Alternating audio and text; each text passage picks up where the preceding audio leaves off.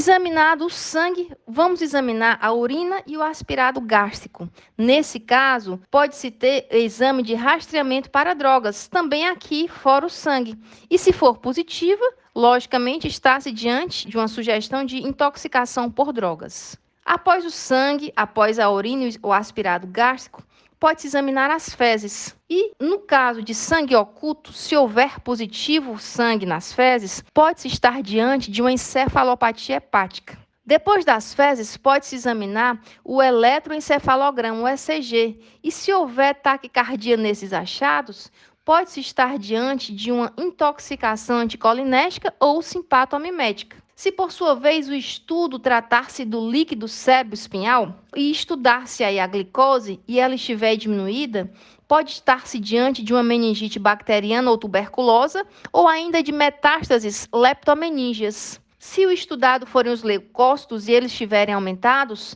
pode estar-se diante de uma meningite ou de uma encefalite. Por sua vez, a presença de hemácias pode decorrer de hemorragia subaracnoide, assim como uma coloração gram-positiva, sendo esta sugestiva de meningite bacteriana. No caso da coloração para bacilo álcool ácido resistente, ou seja, o bacilo de Bar, e D positivo, pode estar-se diante de uma meningite tuberculosa. Por ora, a coloração com tinta da Índia sendo positiva, pode relatar, por sua vez, ser um exame importante para se detectar meningite criptocócica. Culturas positivas aqui no líquido cérebro-espinhal pode-se estar diante de meningite infecciosa. A citologia positiva pode referir-se a metástases leptomeníngeas. E se for a glutamina aumentada, encefalopatia hepática. No caso do VDRL, sendo este positivo, pode-se estar diante de uma meningite sifilítica.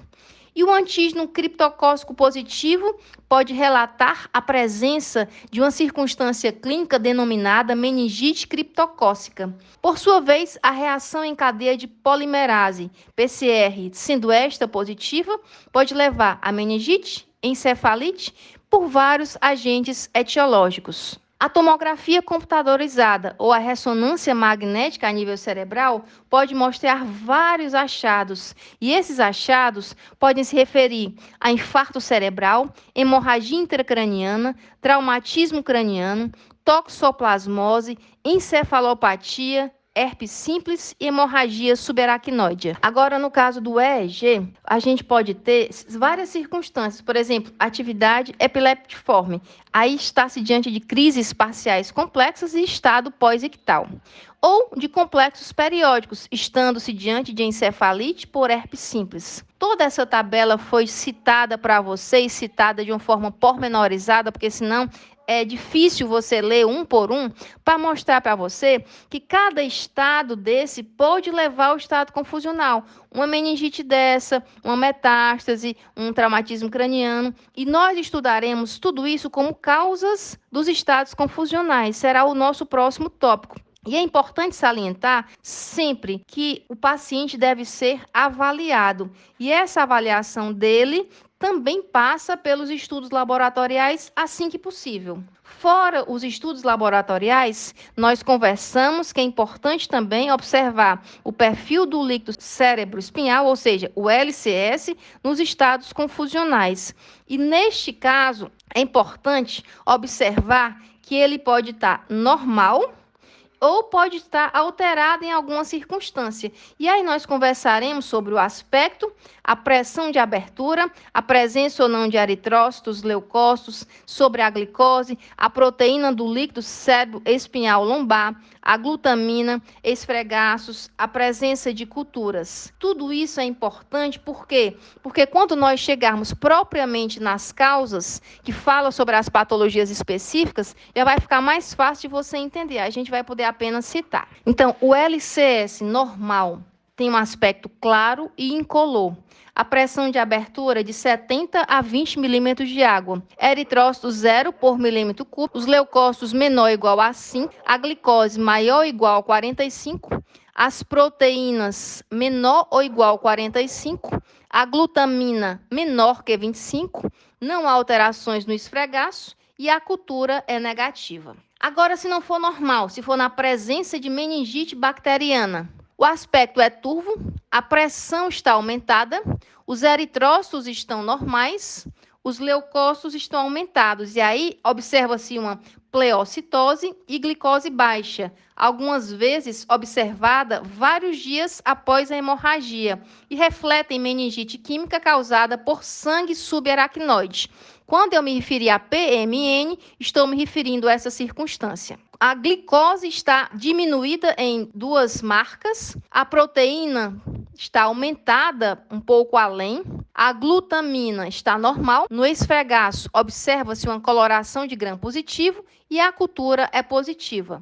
No caso da meningite tuberculosa, o aspecto é normal ou turvo, a pressão está aumentada, os eritrócitos normais, há um aumento de leucócitos MN, que são células mononucleares, ou seja, linfócitos e monócitos. A glicose está diminuída, a proteína aumentada, a glutamina normal e no esfregaço observa-se uma coloração para Bar positiva e a cultura pode ser positiva ou negativa. No caso da meningite fúngica, o aspecto do líquido normal ou turvo, a pressão pode estar normal ou aumentada, os eritrócitos estão normais, os leucócitos estão aumentados, a glicose diminuída, as proteínas aumentadas, a glutamina normal e a lâmina corada com a tinta da Índia, ou seja, para o Cryptococcus, é positiva. Por sua vez, a cultura pode ser positiva ou negativa. No caso da meningite ou encefalite viral, observada pelo perfil do LCS,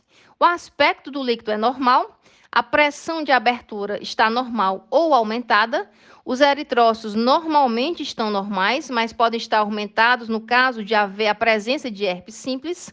Os leucócitos estão aumentados, mas pode ser observado precocemente na evolução já esse aumento. A glicose pode estar normal, mas também pode estar diminuída em caso de infecções por herpes ou paroditite. As proteínas do líquido cérebro-espinhal lombar estão normais ou aumentadas, a glutamina normal, não se faz nesse caso o esfregaço e as culturas podem estar positivas ou negativas. Por sua vez, a meningite e encefalite parasitária, o aspecto do líquido é normal ou turvo, a pressão de abertura pode estar normal ou aumentada, os eritrócitos estão normais, os leucócitos estão aumentados, tanto os linfócitos e monócitos quanto os eosinófilos. A glicose está normal, a proteína do líquido normal ou aumentada, a glutamina normal. No esfregaço, amebas podem ser observadas no exame a fresco e a cultura pode ser positiva ou negativa.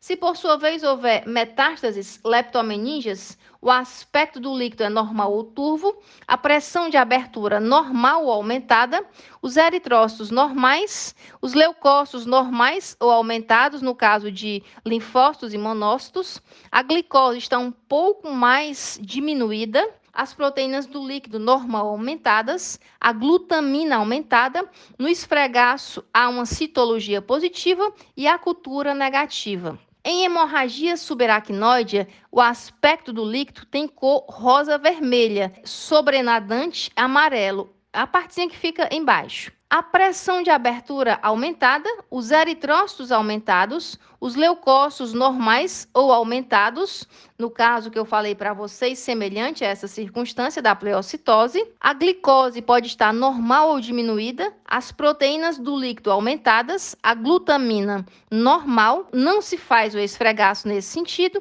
e a cultura negativa. Por sua vez, na encefalopatia hepática, o aspecto do líquido é normal, pressão de abertura normal, eritrócitos normais, leucócitos normais, glicose normal, proteínas do líquido normal, glutamina um pouquinho aumentada, não há esfregaço e nem resultados por conta disso de cultura. É isso aí, pessoal. Obrigada por assistirem a mais um vídeo e não se esqueçam de curtir as aulas, se inscrever no canal e indicar aos amigos.